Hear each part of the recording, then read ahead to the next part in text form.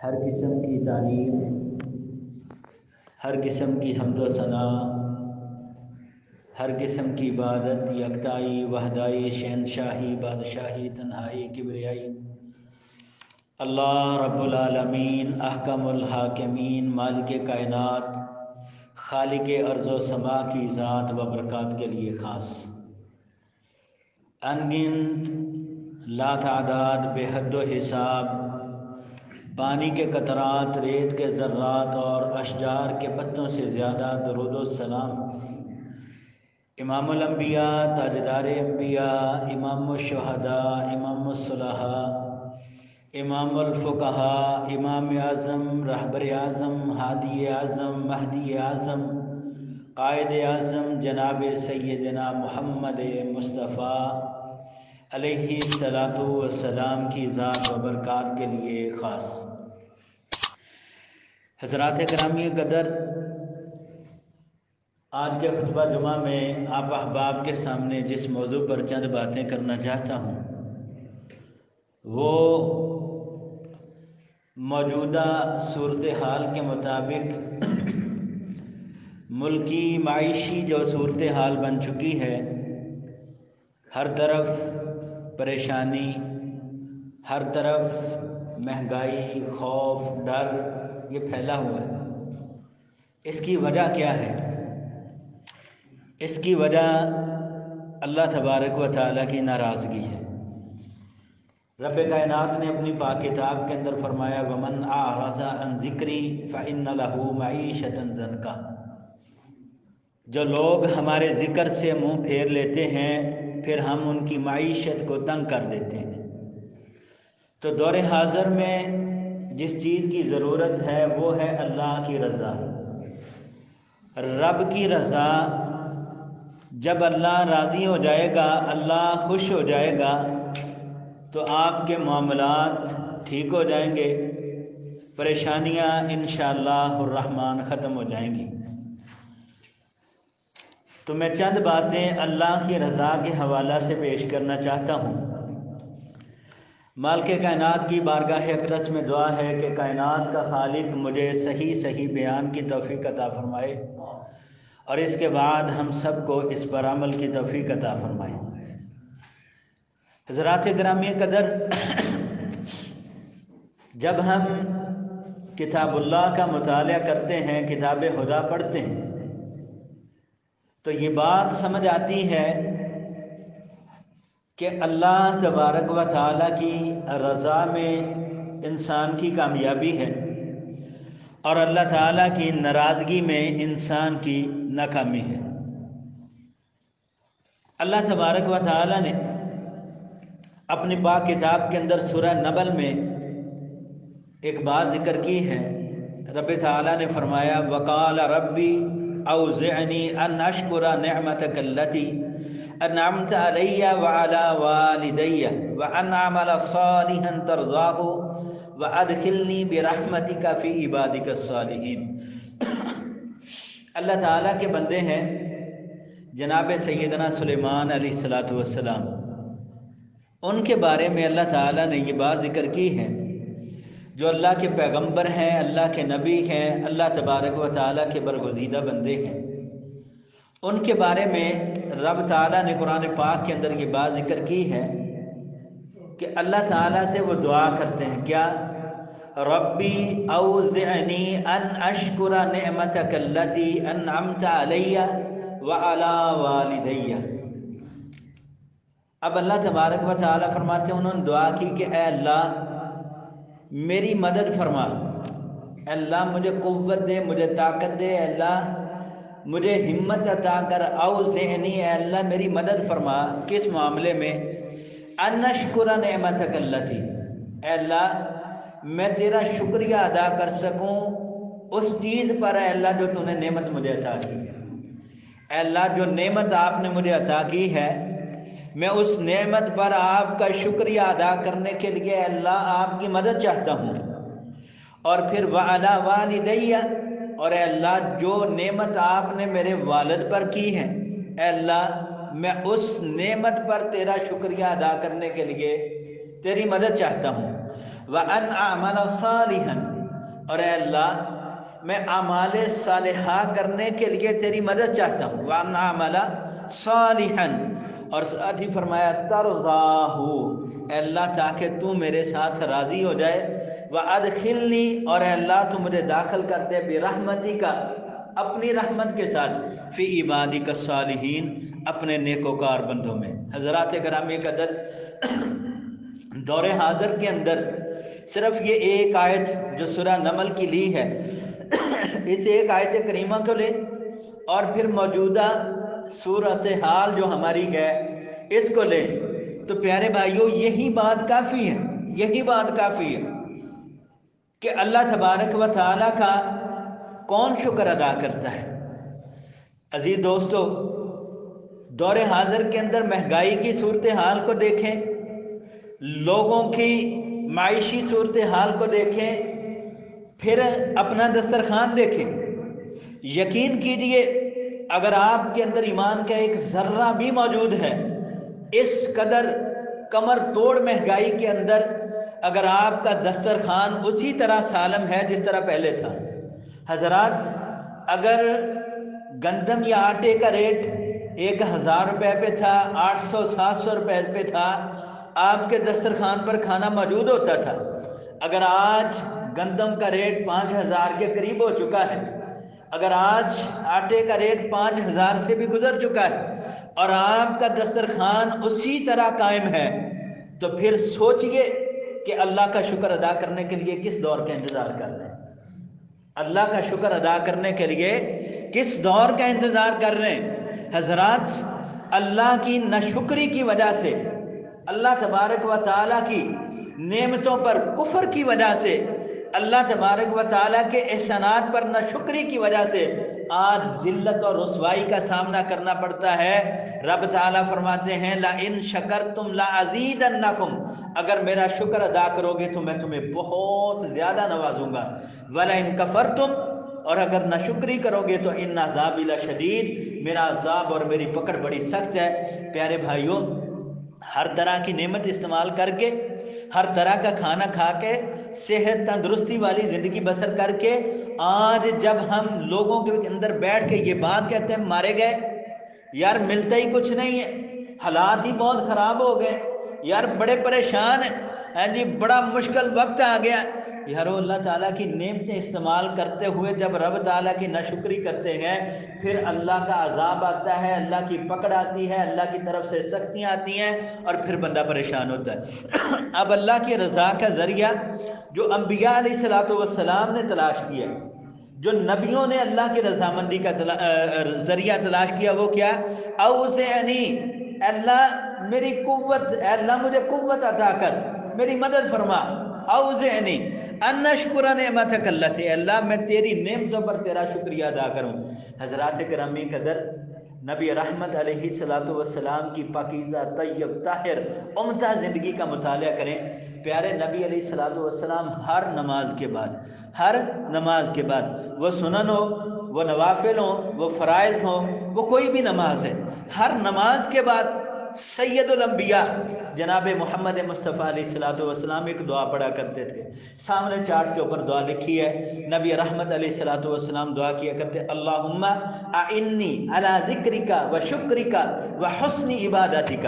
پیارے نبی علیہ السلام ہر نماز کے بعد یہ دعا کیا کرتے۔ اور پھر ہمارے ہاں کیا ہوتا ہے، اکثر لوگ دعا پڑھتے ہیں لیکن دعا پڑھتے ہیں روایتی طور پہ، دعا لکھی ہے دعا پڑھ دی، ٹھیک ہے جی، دعا یاد کر لی دعا پڑھ لی، روایتی طور پر دعا پڑھتے ہیں۔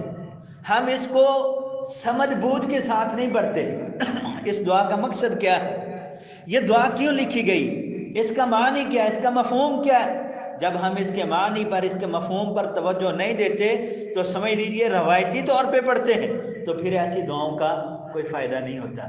آپ بڑی ایک فقیہانہ انداز میں اس دعا کو پڑھیے۔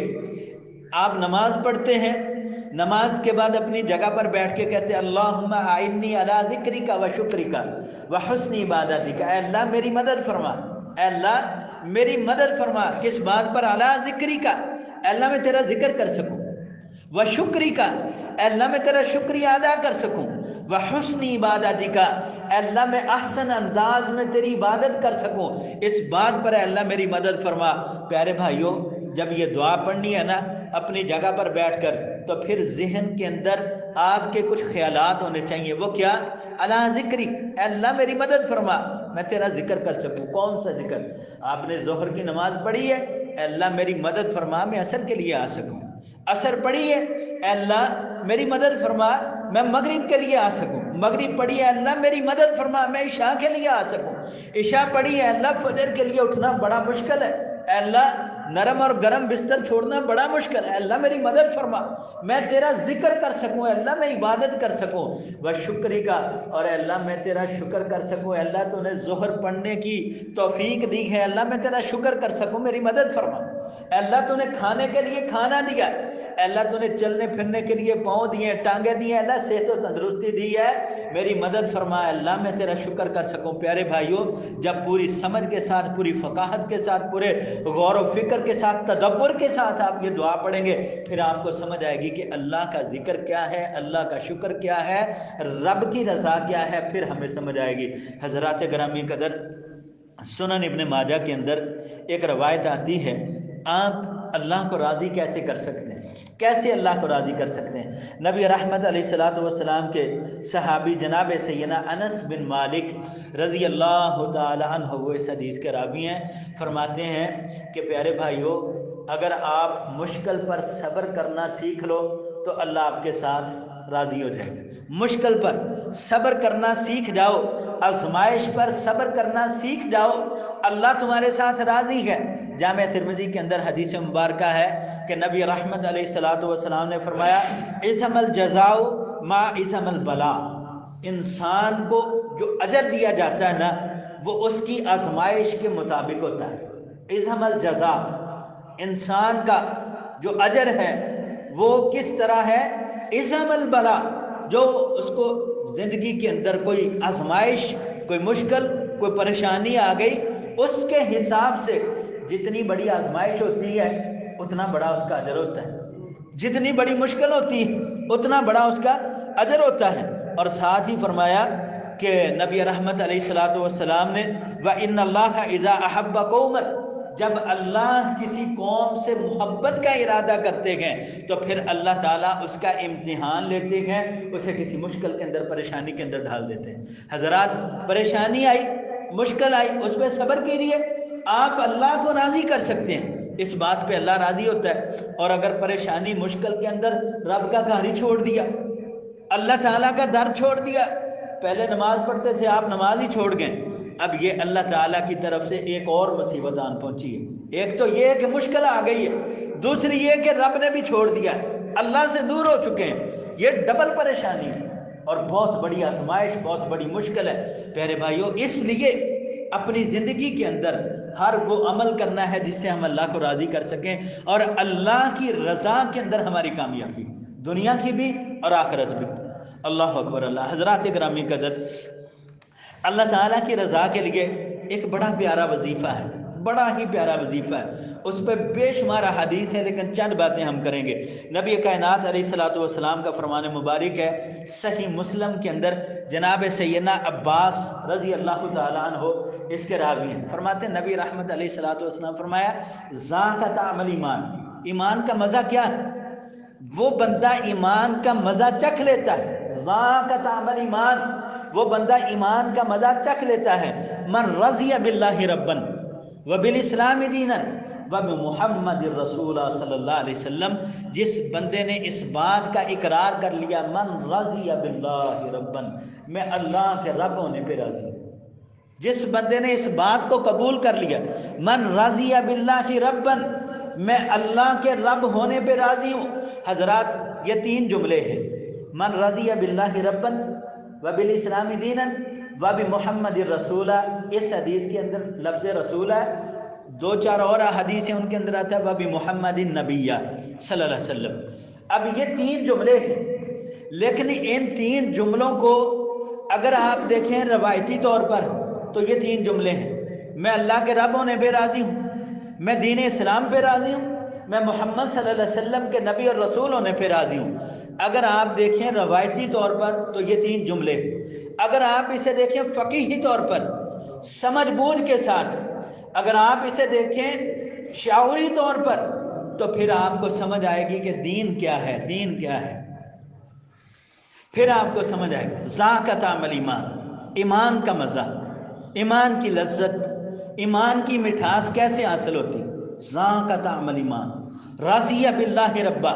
حضرات ہم نماز پڑھتے ہیں، نماز کا آغاز ثنا سے کرتے ہیں، سبحانک اللہ، اعوذ باللہ، بسم اللہ پڑھتے ہیں، اس کے بعد ہم کیا کہتے ہیں، الحمدللہ رب العالمین، تمام تعریفیں اس اللہ کے لیے ہیں جو تمام جہانوں کا پالنے والا ہے۔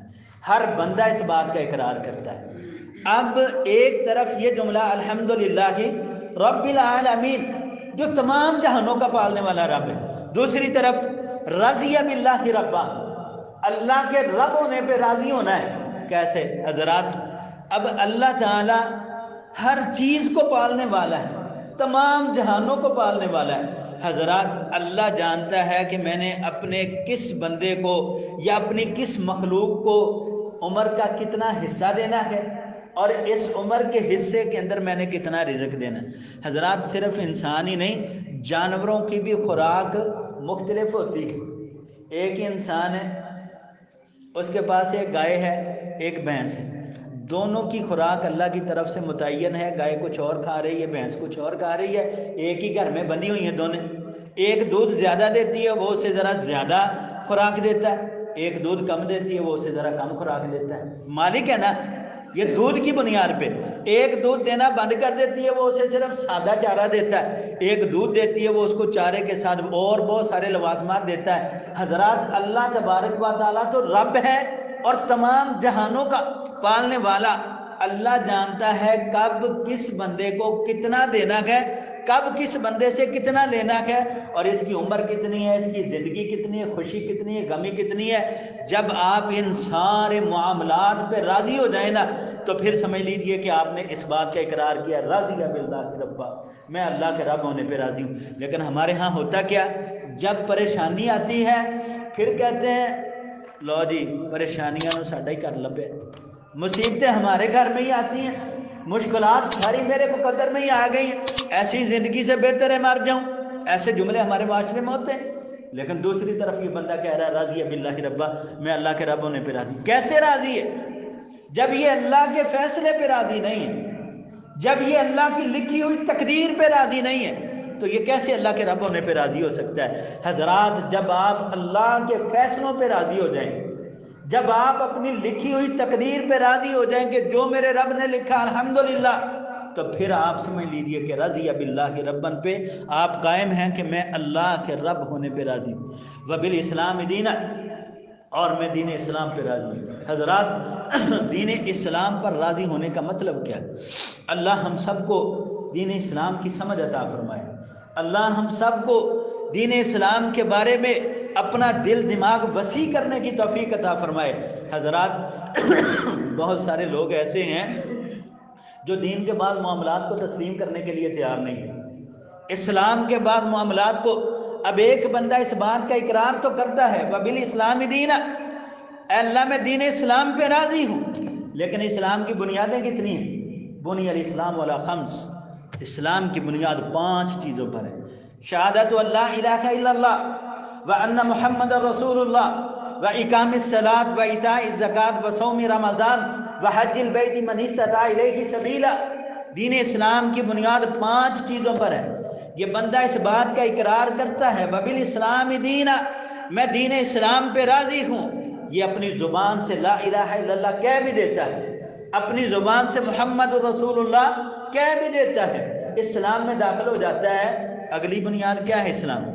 اقام الصلاۃ، یہ نماز نہیں پڑھتا تو یہ کیسے دین اسلام پہ راضی؟ اسلام کا ایک اصول ہے، اور یہ ایسا اصول ہے جس کے بارے میں خاتم النبیین جناب سیدنا محمد مصطفیٰ علیہ السلام نے فرمایا بین العبد و بین الکفر ترک الصلاۃ، ایک مسلمان اور ایک کافر بندے کے درمیان فرق کرنے والی چیز صرف نماز ہے۔ اب یہ ایک طرف مانتا ہے وبالاسلام دینا، میں دین اسلام کو تسلیم کرتا ہوں، دوسری طرف یہ نماز نہیں پڑھتا، یہ کیسے مانتا ہے دین اسلام؟ وبالاسلام دین، اس نے دین اسلام کو نہیں مانا۔ اسلام دین کی پہلی بنیاد اللہ کو وحدہ لا شریک اور جناب سیدنا محمد مصطفیٰ علیہ السلام کو خاتم النبیین تسلیم کرنا ہے۔ دوسری اقام الصلاۃ ہے، یہ نماز پڑھتا ہے تو دین اسلام پر راضی ہے، اگر یہ نماز نہیں پڑھتا تو یہ دین اسلام کے اس حکم کو فضول سمجھتا ہے، اس نے فضول سمجھا تو چھوڑا۔ اگر اس کے لیے یہ اصول اہم ہوتا تو یہ اپنی جان کی بازی لگا کے بھی اس اصول کو اپناتا، کیوں؟ میرے اللہ کا حکم ہے، میرے پیغمبر کا حکم ہے، اور ہم اس حکم کو نارمل لیتے ہیں اپنے معاشرے کے، اور ہمارے ہزاروں بھائی، ہمارے لاکھوں بھائی، ہمارے گھروں کے اندر بچے، خواتین یارو اس اصول سے اتنے زیادہ نا واقف ہو چکے ہیں۔ دوسری طرف تو اس بات پہ فخر کرتے ہیں کہ ہم مسلمان ہیں، اور جب ایک اسلام کا حکم آتا ہے پھر اس سے غافل ہو جاتے ہیں۔ کون ہے وبالاسلام دینا پر راضی؟ حضرات، اسلام کی تیسری بنیاد ایتاء الزکوٰۃ، زکوٰۃ ادا کرنی ہے۔ حضرات، ہمارے معاشرے کے اندر جو ملکی معیشت کی صورتحال بن چکی ہے، اس کی ایک اہم وجہ یہ ہے کہ لوگ زکوٰۃ کی ادائیگی نہیں کرتے۔ اگر صحیح معنوں میں بحیثیت لوگ زکوٰۃ کی ادائیگی کریں تو ملکی معیشت کے اندر بہت زیادہ بہتری آ سکتی ہے۔ جب یہ بندہ زکوٰۃ ادا نہیں کرتا اور دوسری طرف کہہ رہا ہوتا ہے کہ میں مسلمان ہوں اور میں دین اسلام پہ راضی ہوں، یہ کیسے راضی ہو سکتا ہے؟ زکوٰۃ نہیں ادا کرتا۔ وصوم رمضان، حضرات اللہ کی توفیق سے قریب ہی ہے، رمضان آ رہا ہے، اللہ ہم سب کو صحت ایمان کی تندرستی کے ساتھ رمضان نصیب کرے تاکہ ہم رمضان کی قدر کر سکیں۔ حضرات، ہمارے معاشرے کے اندر اس دور میں اگر ہزاروں کی تعداد کہیں تو کم ہے، لاکھوں کی تعداد میں نوجوان طبقہ ایسا ہے جو روزہ صرف اس وجہ سے نہیں رکھتا کہ گرمی، جو روزہ صرف اس وجہ سے نہیں رکھتا کہ مشکل ہو رہی ہے میرے لیے، پیاس برداشت نہیں ہے، بھوک برداشت نہیں ہے۔ حضرات، جنہوں نے دین اسلام کو سمجھا ہے، جنہوں نے وبالاسلام دینا کو سمجھا ہے، حضرات آپ ان کی تاریخ اٹھا کے دیکھیے، گرمی کی شدت ہے، حضرات وہ تو ایک کھجور پہ، پانی کے ایک گلاس پہ سحری کرنے والے، یعنی گرمی کی شدت ہے، جہاد کا میدان سج چکا ہے، یہ صحابہ میدان جہاد میں کھڑے ہیں، عصر کی نماز کا وقت قریب آ چکا ہے، پیارے نبی علیہ الصلوۃ والسلام فرماتے ہیں میرے صحابہ روزہ افطار کر دو، میرے صحابہ روزہ افطار کر دو۔ یہ صحابہ کیا کہتے ہیں؟ روزہ افطار نہیں کریں گے، یہ تو اللہ کی رضامندی کا ذریعہ ہے، یہ تو اللہ کو خوش کرنے کا ذریعہ ہے روزہ۔ لیکن نبی رحمت علیہ الصلوۃ والسلام نے موجودہ صورتحال دیکھے کہ سامنے کافر ہے، کافر کے ساتھ مقابلہ کرنا ہے، جہاد کرنا ہے، اگر بھوک اور پیاس کی وجہ سے نڈال ہو چکے تو کافر کے ساتھ مقابلہ کرنا مشکل ہو جائے گا۔ پیارے نبی علیہ الصلوۃ والسلام نے پانی کا پیالہ پکڑا، صحابہ کو مخاطب کیا، میرے صحابہ، میں محمد مصطفیٰ علیہ السلام اللہ کا آخری رسول، میں روزہ افطار کرنے لگا ہوں، وجہ جہاد ہے، اسلام کے لیے کوشش ہے، میں اس وجہ سے روزہ افطار کرنے لگا ہوں، میرے صحابہ تم بھی روزہ افطار کر دو۔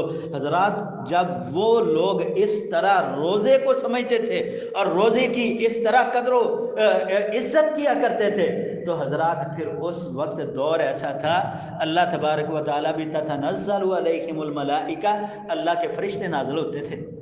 وبالاسلام دینا، جنہوں نے دین اسلام کو سمجھا، ایک طرف ہم کہتے ہیں میں دین اسلام پہ راضی ہوں، دوسری طرف روزہ رکھنے کے لیے کتنے ایسے لوگ جو رکھتے نہیں، اور کتنے ایسے لوگ ہیں جو تھوڑی سی مالی حیثیت کے اعتبار سے مضبوط ہوتے ہیں، وہ کہتے ہیں چلو اچھا کسی اور کو رکھوا دیتے ہیں۔ اور یارو، روزہ کسی اور کو رکھوانے کے بھی ایک یعنی کہ حد ہوتی ہے، کب؟ جب آپ کی جسمانی قوت بالکل ساتھ چھوڑ چکی ہے کہ آپ روزہ نہیں رکھ سکتے، پھر آپ اس کا معاوضہ دے کے کسی غریب کو رکھوا دیں۔ وبالاسلام دینا، یہ بندہ دین اسلام پر راضی ہے، روزہ رکھتا نہیں، اور اسی طرح یہ بندہ دین اسلام پہ راضی ہے، اس کے اندر وسعت ہے، طاقت ہے، یہ اتنی قوت رکھتا ہے کہ ایک بار بیت اللہ کا حج کر آئے، یہ کرتا نہیں ہے، کیوں؟ یہ 99 کو 100 کرنے کے چکر میں اس قدر بڑھ چکا ہے، اس قدر 99 کو 100 کرنے کے چکر میں لگا کہ اس کو پتہ ہی نہیں مال میرے پاس ہے، میں بیت اللہ کا طواف کر لوں، اور یہ بندہ کیسے دین اسلام پہ راضی ہو سکتا ہے؟ حضرات، باتیں بڑی خاص بات ہے کہ اگر آپ دین اسلام پہ راضی ہونے کا اقرار کرتے ہیں تو پھر قولاً اور فعلاً ثابت بھی کرنا ہوگا اپنے قول سے بھی ثابت کرنا ہے، اپنے عمل سے بھی ثابت کرنا ہے۔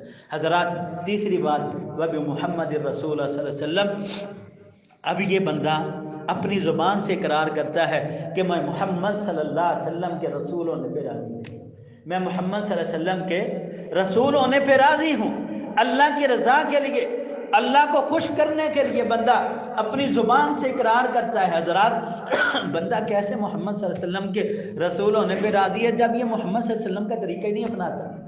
ایک طرف یہ بندہ کہتا ہے میں خاتم النبیین محمد صلی اللہ علیہ وسلم کے رسول ہونے پہ راضی ہوں، اب اس رسول صلی اللہ علیہ وسلم کی شریعت کو ذرا اٹھا کے دیکھیے، ان کے طرز زندگی کو اٹھا کے دیکھیے، ان کے قول و فعل کو اٹھا کے دیکھیے۔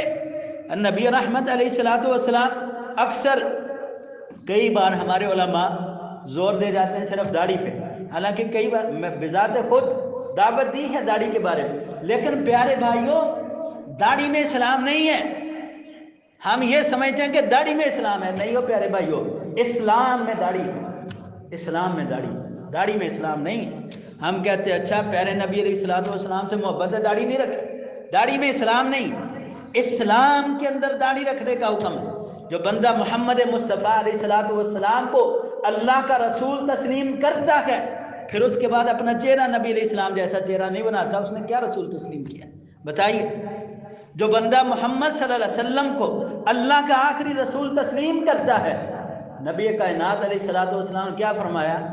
ان کو قتلت او حرکت ان لا تترک الصلاۃ متعمدا، اے میرے صحابی، اے میری امت کے لوگوں، قتل کر دیا جائے تو ان کو قتلت، تمہیں قتل کر دیا جائے، او حرکت، یا تمہیں زندہ جلا دیا جائے، ان لا تترک الصلاۃ، فرض نماز کو کبھی نہ چھوڑو۔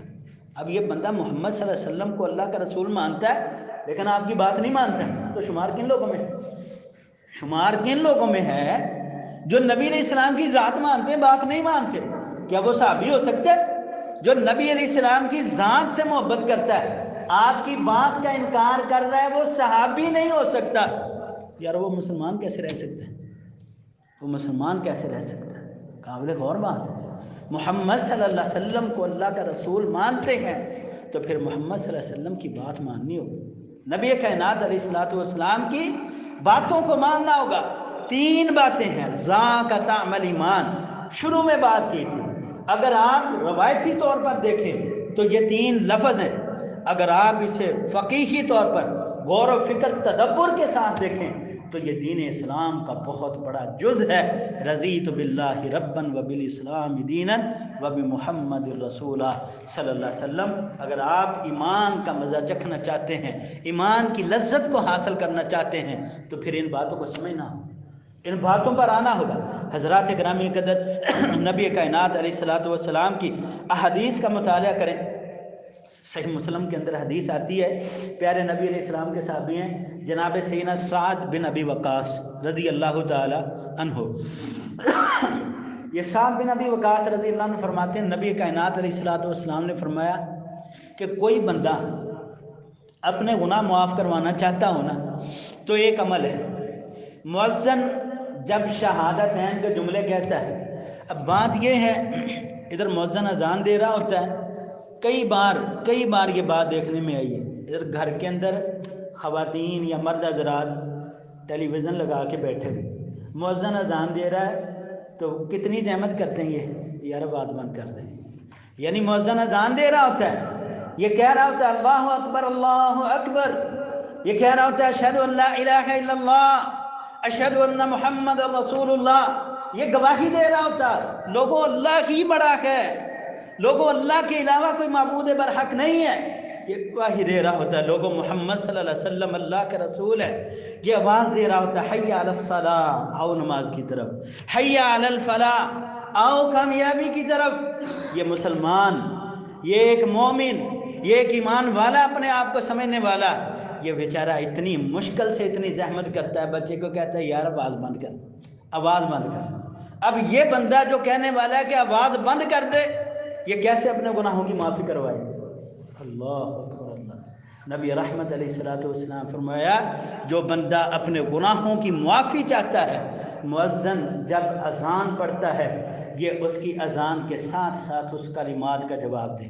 مؤذن کہتا ہے اللہ اکبر، یہ اس کے ساتھ ساتھ جواب دیتا ہے. جب مؤذن شہادتین کے جملے پورے کر لیتا ہے، اشہد ان لا الہ الا اللہ کہہ دیا، اشہد ان محمد رسول اللہ مؤذن نے کہہ دیا. اب یہ بندہ کیا کہے؟ وَأَنَا أَشْهَدُ أَن لَا إِلَهَ إِلَّا اللَّهُ وَأَشْهَدُ أَنَّ مُحَمَّدًا عَبْدُهُ وَرَسُولُهُ. یہ مؤذن جب شہادتین کے جملے کہہ دے، مؤذن نے تو اقرار کیا نا کہ میں گواہی دیتا ہوں کہ اللہ کے علاوہ کوئی معبود نہیں ہے، محمد صلی اللہ علیہ وسلم اللہ کے رسول ہیں، میں گواہی دیتا ہوں. اب یہ بندہ اذان کا جواب دیتے ہوئے یہ بھی کہے گا وَأَنَا أَشْهَدُ أَن لَا إِلَهَ إِلَّا اللَّهُ، میں بھی گواہی دیتا ہوں کہ اللہ کے علاوہ کوئی معبود برحق نہیں ہے. وَأَنَّ مُحَمَّدَ رَسُولُ اللَّهُ، میں بھی گواہی دیتا ہوں محمد صلی اللہ علیہ وسلم اللہ کے رسول ہیں. اور ساتھ یہ بندہ کہے گا رضیت باللہ ربا، میں اللہ کے رب ہونے پہ راضی ہوں. وبالاسلام دینا، میں دین اسلام پہ راضی ہوں. وبمحمد النبی صلی اللہ علیہ وسلم، میں محمد صلی اللہ علیہ وسلم کے نبی ہونے پہ راضی ہوں. پیارے نبی علیہ السلام فرمایا اللہ اس کے سابقہ سارے گناہ معاف کر دے. اللہ اکبر. کب ہوگا؟ جب ہم صرف اتنا کہیں گے کہ آواز بند کر دو. جب صرف اتنا ہوگا کہ گفتگو ہو رہی ہے، ہم کہہ دیں گے اذان ہو گئی ہے یار ذرا خاموش ہو جاؤ. پیارے بھائیو، اذان کے کلمات ان کو سمجھنا ہے، ان کا جواب دینا ہے، معنی پر غور کرنا ہے، پھر پتہ چلے گا کہ ایمان کیا ہے. ایمان کوئی نارمل چیز نہیں ہے، ایسی چیز نہیں ہے بازار سے پیسے دے کے آپ خرید کے آ جائیں. ایمان دل کے اندر ہوتا ہے، دل کے اندر. اور یہ کب آئے گا؟ جب یہ دل پاک ہوگا، جب یہ دل صاف ہوگا، جب اس دل کے اندر اللہ کا ڈر موجود ہوگا. پیارے نبی علیہ الصلوۃ والسلام فرمایا کرتے، میرے صحابہ التقویٰ ہا ہونا، سینے کی طرف اشارہ کر کے فرماتے التقویٰ ہا ہونا، تقویٰ یہاں پر ہے، یہاں پر ہے. آپ کی داڑھی رکھنے پہ، سر پہ ٹوپی رکھنے پہ، ہاتھ میں تسبیح پکڑنے سے، شلوار ٹخنوں سے اوپر کرنے پہ، لمبے لمبے قیام کرنے سے تقویٰ نہیں آئے گا. التقویٰ ہا ہونا، تقویٰ تو دل کے اندر. لمبی نمازیں پڑھتے رہیں اور جیسے بازار گئے ہیں چھرا پکڑ کے بیٹھ جائیں، لوگوں کی کھال اتارنا شروع کر دیں اور سمجھیں ہم بڑے متقی ہیں. ایسے نہیں تقویٰ ہے. تقویٰ دل کے اندر، اللہ کا ڈر دل کے اندر موجود ہے. حضرات گرامی قدر، اللہ اکبر. اللہ نبی کائنات علیہ الصلوۃ والسلام کی احادیث سے جو بات ہمیں ملتی ہے وہ پیارے نبی علیہ الصلوۃ والسلام سے. مسلم کے اندر ایک حدیث آتی ہے، اللہ کے رسول صلی اللہ علیہ وسلم کے صحابی جناب سیدنا ابو سعید خدری رضی اللہ تعالی عنہ یہ فرماتے ہیں کہ آقا دو جہاں سرور کائنات علیہ الصلوۃ والسلام نے مجھے مخاطب کر کے یہ بات فرمائی، یا ابا سعید، اے ابو سعید. نبی علیہ الصلوۃ والسلام مخاطب کرتے ہیں ابو سعید، یا ابا سعید، اے ابو سعید، من رضی باللہ ربا وبالاسلام دینا وبمحمد نبیا وجبت لہ جنہ. جس بندے نے اس بات کا اقرار کر دیا کہ اللہ کے رب ہونے پہ راضی، دین اسلام پہ راضی، محمد صلی اللہ علیہ وسلم کے رسول ہونے پہ راضی ہوں، وجبت لہ جنہ، اس کے لیے جنت واجب ہو جائے، اس کے لیے جنت واجب. لیکن پہلے اس کی وضاحت کر چکا ہوں کہ روایتی طور پر نہیں، روایتی طور پر نہیں، فقیہی طور پر سمجھ بوجھ کے ساتھ اس بات کو سمجھنا ہے کہ اللہ ہے، دین اسلام ہے، محمد صلی اللہ علیہ وسلم رسول ہیں اللہ کے. جب یہ ساری باتیں آپ تسلیم کریں گے پھر وجبت لہ جنہ، جنت پھر واجب ہوتی ہے. اب یہ جنت کوئی نارمل چیز نہیں ہے ہم کہہ دیں ہاں جی بس جنت، اللہ تعالیٰ کی رحمت بڑی وسیع ہے. جو جملہ ہمیں سکھا دیا گیا اللہ کی رحمت بڑی وسیع ہے، یارو اللہ کا عذاب بھی بڑا سخت ہے، اللہ کا عذاب بھی بڑا سخت. اللہ تعالیٰ فرمایا نا لئن شکرتم لازیدنکم ولئن کفرتم ان عذابی لشدید. اگر شکر کرو گے تو اور زیادہ دوں گا، اگر کفر کرو گے تو پھر پکڑ بڑی سخت ہے، عذاب بڑا سخت ہے. حضرات گرامی قدر، باتیں بہت زیادہ تھی، صرف 3-4 باتیں ہوئی ہیں. میرے پاس 11 باتیں میں یہ لکھ کے آیا تھا کہ اللہ کو راضی کرنے کا طریقہ کیا ہے، اللہ کیسے راضی ہوتا ہے. لیکن آخری بات ایک آپ کے سامنے ذکر کرنا چاہتا ہوں، وقت اجازت نہیں دے رہا، پتہ ہی نہیں چلا وقت ختم ہو گیا. حضرات، اللہ کو راضی کرنے کا ایک طریقہ ہے، اللہ اکبر اللہ. ہمارے معاشرے کے اندر تقریباً کہہ لینا تو 10% ہوگا تقریباً، شاید یہ بھی میں نے زیادہ کہہ دیا، وہ ہے والد کو خوش کرنا. اللہ کو راضی کرنے کا طریقہ باپ کو خوش کرنا ہے. نبی رحمت علیہ الصلوۃ والسلام کا فرمان مبارک ہے، اللہ کے محبوب پیغمبر علیہ الصلوۃ والسلام نے فرمایا اللہ کی رضا باپ کی رضا میں ہے، باپ کی رضا۔ اکثر مساجد میں، اکثر مدارس میں، محافل میں ذکر کیا جاتا ہے نا ماں کی عظمت، ماں کی عظمت، ماں بڑا مقام ہے ماں کا۔ نبی رحمت علیہ الصلوۃ والسلام سے سوال کیا گیا اللہ کے محبوب پیغمبر علیہ الصلوۃ والسلام میرے حسن اخلاق کا سب سے زیادہ حقدار کون ہے؟ نبی علیہ السلام فرمایا تیری ماں۔ پھر پوچھا کون ہے؟ آپ نے فرمایا تیری ماں۔ تیسری بار پھر پوچھا کون ہے؟ آپ نے فرمایا تیرا باپ۔ لیکن پیارے بھائیوں اللہ کی رضامندی اگر تلاش کرنا چاہتے ہیں نبی رحمت علیہ الصلوۃ والسلام فرمایا رضا اللہ رضا الوالد، اللہ کی رضا باپ کی رضا کے اندر ہے۔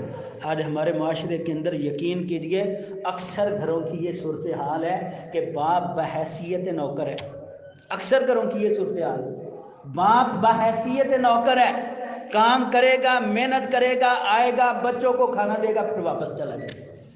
باپ کبھی ہفتے بعد آیا، کبھی 15 دن، کبھی مہینے کے بعد، لوگوں کے تانے سنے، لوگوں کی باتیں سنی، بڑے بڑے مشکلات کا سامنا کرنا پڑا۔ یہ بیچارہ چند پیسے کما کے گھر آیا، آ کے بچوں کو پیسے دیے، یہ پھر واپس چلا جاتا ہے۔ باپ جب بحیثیت نوکر ہے تو پھر اللہ کیسے راضی ہوگا؟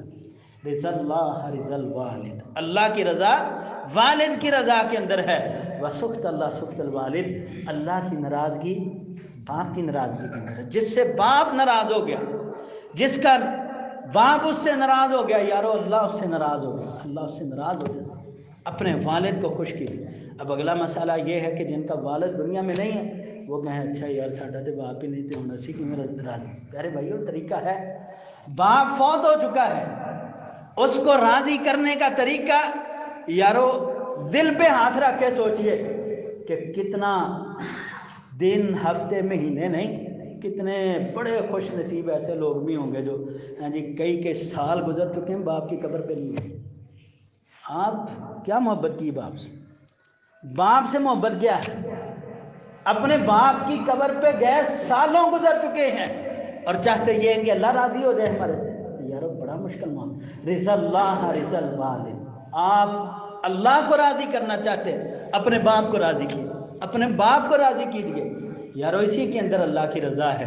نبی رحمت علیہ الصلوۃ والسلام نے فرمایا، سنن جامع ترمذی کے اندر ابو درداء ایک روایت ذکر کرتے ہیں، نبی رحمت علیہ السلام فرماتے ہیں الوالد اوسط ابواب الجنہ، باپ جو ہے یہ جنت کا درمیانہ دروازہ ہے۔